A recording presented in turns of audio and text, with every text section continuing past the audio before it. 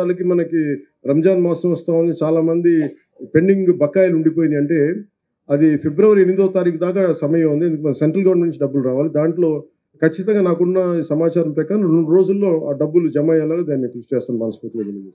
అంటే మీరు పండుగలు బాగా జరుపుకోవాలి. మీ కష్టం మీరు మీరు ఇబ్బంది పడకూడదనే ఉద్దేశంతోటి అవసరమైతే నేను ముఖ్యమంత్రి గారితో కూడా నేను మాట్లాడి మీకు తెలియజేస్తాను. చాలా రిప్రజెంటేషన్స్ ఇచ్చారు అందరూ నాకు. కొంతమంది మన మన తెలుగుదేశం పార్టీ నుంచి, మన బీజేపీ నుంచి, మన జనసేన నుంచి కూడా వచ్చారు. అలాగే రాయలసీమ మన సైఫ్ హసీనా బేగం గారు మీరు ఇచ్చారమ్మా మీరు. ఇది మీది నేను పరిశీలించాను. ఇది నేను ఖచ్చితంగా మీకు దీని మీద మీరు ఇచ్చిన ఈ రిప్రజెంటేషన్ మీద ఖచ్చితంగా దీన్ని యాక్షన్ తీసుకుంటాను. మీరు ఇబ్బంది పడకండి. నేను మీ కష్టాన్ని, మీ ఇబ్బందిని అర్థం చేసుకున్నాను. నాకు అందరూ బాగుండాలని కోరుకునేవాడిని. నేను చాలామందికి ఏముంటుందంటే భావన, నేను హిందూ ధర్మం గురించి మాట్లాడగానే మిగతా మతాలని అనేస్తాను అనుకుంటాను. నేను అట్లా అన్నాను. నేను అనేది ఏంటంటే మన మతాన్ని, మన ధర్మాన్ని గౌరవించాలని కోరుకుంటాను తప్ప, అంటే మీరు పెద్ద మనసుతోటి హసీనా బేగం గారు మీరు రాసింది నాకు చాలా బాగా నచ్చింది. మీరు నన్ను నమ్మారు చూసారా, నేను కులాలకి మతాలకి అతీతం అని. నేను కులాల్లో ఉన్న అసమానతలు, మతంలో సమానతలు కోరుకునేవాడిదే తప్ప అసమానతలు ఉండకూడదు కులాల్లో, మా మత ధర్మాల్లో సమానత ఉండాలని కోరుకునేవాడిని తప్ప ఏ ఒక్కరు కూడా ఇబ్బంది పడకూడదని మనస్ఫూర్తిగా ఆకాంక్షించేవాడిని. నా ఆరోగ్యం జాగ్రత్తలు మీరు అంటే మీరుండగా నాకు భయం ఏంటి చెప్పు. నా లోపల ఏదన్నా బాగలేదంటే ఒక అరుపు అరిస్తే మీరు ఆ జబ్బు కూడా పోద్దు. అలాగే వాల్మీకి బోయ సంక్షేమ సంఘం నుంచి నాకు రిప్రజెంటేషన్ అందింది. ఇది ప్రత్యేకించి కేంద్ర ప్రభుత్వం, రాష్ట్ర ప్రభుత్వం కంటే కూడా కేంద్ర ప్రభుత్వ పరిధిలో ఉండేది. ఏ కులాలని ఏంటి అనేది, ఉదాహరణకి మన తెలంగాణ విభజన జరిగేంత, మన విడిగా ఏర్పాటయ్యాక దాదాపు 26 కులాలని 29 కులాలను బీసీల జాబితా నుంచి తొలగించారు. సో ప్రతిదీ చాలా క్లిష్టమైన, కష్టమైన ప్రక్రియ. కానీ పదే నేను పోయినసారి వచ్చినప్పుడు కూడా వాల్మీకి బోయ సంక్షేమ సంఘం నాకు ఈ రిప్రజెంటేషన్ ఇచ్చారు. ఖచ్చితంగా దీన్ని గౌరవ ముఖ్యమంత్రి గారితో మాట్లాడి, క్యాబినెట్లో మాట్లాడి దీన్ని వారికి తెలియజేస్తాను మనస్ఫూర్తిగా మీకు తెలియజేసుకున్నాను. అలాగే రెడ్డి సంఘం నాయకులు ఒక ప్రతిపాదన అడిగారు. అది ఆల్రెడీ ఉన్నదే. మన కర్నూలు ఎయిర్పోర్ట్కి స్వాతంత్ర సమరయోధులు ఉయ్యాలవాడ నరసింహారెడ్డి గారి పేరు పెట్టాలని. ఆయన పేరు కాబట్టి ఎవరి పేరు పెడతాం? అంటే బ్రిటిష్ వాడు భయపడ్డాడంటే ఉయ్యాలవాడ నరసింహారెడ్డి గారు లేకపోయిందంటే ఈ పాటికి ఎలా ఉండేది. అలాంటి ఆ మహానుభావుడు పేరు పెట్టకపోతే ఎలా? అందుకని ఖచ్చితంగా దీన్ని ముందుకు తీసుకెళ్ళాలి. ఏదైతే చిన్న చిన్న హికప్స్ ఉన్నాయో వాటిని అలాగే ముందుకు తీసుకెళ్తాం. అలాగే ఇర్రెస్పెక్ట్ ఆఫ్ మీరు కులాల పరంగా కావచ్చు, ఏదైనా కావచ్చు, నేను కులాల గురించి కొంచెం ఇబ్బంది లేకుండా మాట్లాడతాను. ఇప్పుడు నేను మందకృష్ణ మాదిగ గారి గురించి మాట్లాడాను. అంటే నేను మాదిగ సర్నేమ్ పెట్టుకోవాలంటే ఎంత గుండె ధైర్యం ఉండాలి, ఎంత సెల్ఫ్ రెస్పెక్ట్ ఉండాలి, ఎంత ఆత్మగౌరవం ఉండాలి. అలాంటి ఆత్మగౌరవ పోరాటాన్ని చేసి నేను ఇబ్బంది లేకుండా మాట్లాడతాను. అలాంటిది నేను మాట్లాడుతున్నప్పుడు చాలామందికి ఇబ్బందిగా ఉంటుంది. కొంతమంది రాజకీయ నాయకులు పవన్ కళ్యాణ్ ఎలా కులాల గురించి మాట్లాడేస్తారంటే, నా జీవితంలో నేను ఎప్పుడు కులం పాటించలేదు, మతం పాటించలేదు, కానీ ధర్మాన్ని పాటించాను. చాలా బలంగా ధర్మాన్ని పాటిస్తాను. నా స్వధర్మాన్ని, నా సనాతన హిందూ ధర్మాన్ని నేను పాటిస్తాను. అన్ని మతాలని చాలా గౌరవిస్తాను. అది ఇస్లాం కావచ్చు, క్రిస్టియానిటీ కావచ్చు, బుద్ధిజం కావచ్చు, సిక్కిజం కావచ్చు. I have extreme respect for all the religions. And నేను నా మతాన్ని నేను ఆరాధిస్తాను. నా మనసు ఎప్పుడు కూడా ఈ దివ్యాంగులకు సంబంధించి ఇప్పుడు చాలా బాధ ఉంటుంది. అలాగే నా దృష్టికి ఈ రోజున మన ఎమ్మిగనూరు మండలం నుంచి కర్నూలు జిల్లా శ్రీవాణి పుట్టుకతో బెడ్ రిడెన్ అని చెప్పారు. పెన్షన్ టు బి ఎన్హాన్స్డ్ 6,000 నుంచి 15,000కి ఖచ్చితంగా మీకు ఇప్పుడే మాటిస్తాను. దాన్ని ముందుకు తీసుకెళ్తాను ఖచ్చితంగా. అని నేను డిప్యూటీ సీఎం పేషి ద్వారా నేనే ఫాలో అప్ చేస్తాను.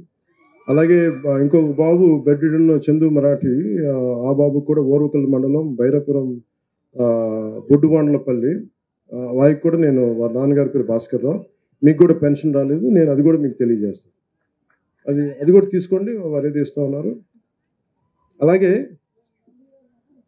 ముఖ్యంగా మొన్న కొన్ని సమయాలు మన అసెంబ్లీలో కూడా చెప్పారు, మన గోరంట్ల బుచ్చయ్య చౌదరి గారు కూడా కొన్ని కులాలని బీసీ జాబితాలో లేవు కొన్ని జిల్లాల్లో అనేది మాట్లాడుతుంటే, అలాగే నా దృష్టికి ఇప్పుడు గాజుల బలిజ సంఘం మీరు కూడా వచ్చినాయి. ఈ 2 జిల్లాల్లో దాదాపు 3000 కుటుంబాలు ఉన్నాయి. గాజుల బలిజ ఓబీసీ 101 సీరియల్ నెంబర్ ఉన్నాం. మీరు ఇబ్బంది పడుతూ ఉన్నారు, భోజనానికి కూడా ఆకలి లేకుండా. దీన్ని మిమ్మల్ని బీసీడీలో చేర్పించవలసిన మీరు అడుగుతున్నారు. ఇది అగైన్ నేను మీ దృష్టికి తీసుకొచ్చి ఇది కేంద్ర ప్రభుత్వం తీసుకోవాల్సింది.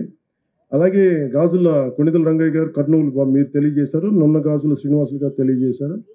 ఇది ఖచ్చితంగా ఇది అంటే మీరు ఓకే గాజుల బలిజ సంఘానికి నాకు నిజంగా మేము చూస్తానంటే గాజుల లక్ష్మీ నరసింహ చెట్టి గారి పేరున్నారో లేదో తెలియదు. ఆయన బలిజ కులానికి చెందిన వ్యక్తి. అంటే ఇది ఆయన మద్రాస్ ప్రెసిడెన్సీలో భారతదేశంలోనే ఇండియాలోనే అప్పుడు బ్రిటిష్ ఇండియాలో 2వ శాసనసభ్యుడు అంటే మన అసెంబ్లీకి ఎన్నికైన వ్యక్తి. ఆయన మద్రాస్ నేటివ్ క్లబ్ అని ప్రారంభించిన వ్యక్తి. సో మీరు ఆయన ప్రేరణగా తీసుకోండి, ఖచ్చితంగా మీకు న్యాయం జరుగుద్ది. నేను అన్ని కులాలతోటి ఎలాగ న్యాయం కోసం పోరాటం చేస్తానో, అది మాదిగ ఉపకులాలు కావచ్చు, అలాగే ఎస్సీ ఉపకులాలు కావచ్చు, అన్నిటికీ, అలాగే ముస్లిం మైనారిటీలకు సంబంధించి కావచ్చు, ఎలా న్యాయం చేస్తాను మీకు కూడా ఖచ్చితంగా న్యాయం జరిగేలాగా నేను నా వంతు కృషి చేస్తాను. మీ అందరికీ నేను తెలియజేసుకుంటాను. అలాగే మొన్న అసెంబ్లీలో కూడా ముఖ్యంగా ప్రత్యేకించి బుడగ జంగాల మన ఎస్టీలో ఎవరిచారు మన బుడగ జంగాల ఇది మన మీరేనా? ఇది అంటే చాలా బాధ అనిపించింది మీ సమస్య వింటా ఉంటే. ఇది నేను క్యాబినెట్లో కూడా మాట్లాడాను. ఇది క్యాబినెట్లో కూడా మాట్లాడి ముఖ్యమంత్రి గారితో చెప్పాను. బుడగ జంగాలకి స్వాతంత్రం బ్రిటిష్ ప్రెసిడెన్సీలో ఉండి విడిపోయిన తర్వాత వారికి తెలంగాణలకు రికగ్నిషన్ ఉంది, కానీ ఆంధ్రాలో మన ప్రాంతాల్లో లేకపోయేటప్పటికి ప్రత్యేకించి కుల సర్టిఫికేట్ కూడా లేదు.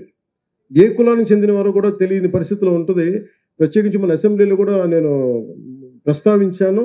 ఖచ్చితంగా బుడగ జంగాల సోదరులందరికీ మీకు న్యాయం జరిగేలాగా మీరు ఏదైతే కోరుకుంటున్నారో దాన్ని మిగతా వర్గాల వారికి ఇబ్బంది లేకుండా బుడగ జంగాలకి మేము న్యాయం చేస్తాం, ఖచ్చితంగా చేస్తాం.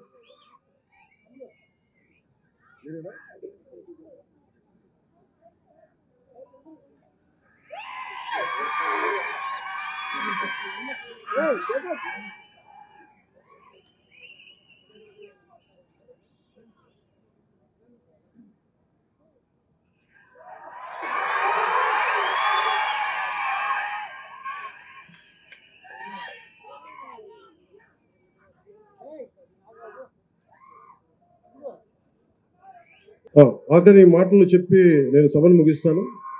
ఎమ్మెల్యే గారు చెప్పినట్టు, ఇందాక నందికొట్కూరు ఎమ్మెల్యే గారు చెప్పినట్టుగా ఇక్కడ వేదిక పైన అందరికీ కూడా ఆ కొణిదెల గ్రామంతో చాలా కనెక్ట్ అయింది. ఒకసప్పుడు నేను దాన్ని దత్తత తీసుకుంటానని చెప్పాను. నేను వస్తా ఖచ్చితంగా. నేను అక్కడ ఏం అవసరమైతే నా ట్రస్ట్ ద్వారా నిధులు మీకు ఒక 50 లక్షల రూపాయలు పనులు నేను చేసి పెడతాను. అలా కాకుండా మిగతా పథకాల ద్వారా ఏవైతే ఉన్నాయో అది కూడా నేను ఉన్నతాధికారులతో మాట్లాడి మీకు ఏవైతే అవసరమో మనకి కొణిదెల గ్రామంలో నాకు అలా చెప్పి అది ఒకటి ప్రత్యేకమైన కాదు, మన గ్రామాలన్నీ ప్రతిదీ పేరున నాకు చాలా చాలా ఇష్టం, నాకు అన్నీ గౌరవిస్తాను.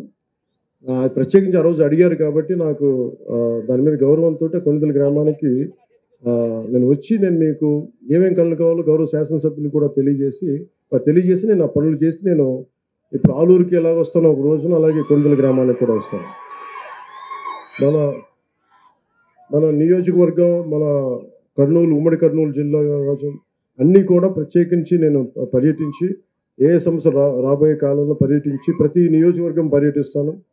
మీ దగ్గర నుంచి నేను మొన్న కూడా చెప్పాను, ఒక 2 నెలల క్రితం నేను ప్రతి జిల్లా పర్యటించాలనుకుంటా ఉన్నాను. క్యాంప్ అక్కడే పెట్టుకుంటాను. ఇట్లాంటి నా కోరిక ఏంటంటే ఇలాంటి చోట ఇలాంటి క్యాంప్ ఒకటి పెట్టి ఇలా ఒక టెంట్ వేసి నేను ఇక్కడే రాత్రుల పూట ఇక్కడే పడుకోని టెంట్లో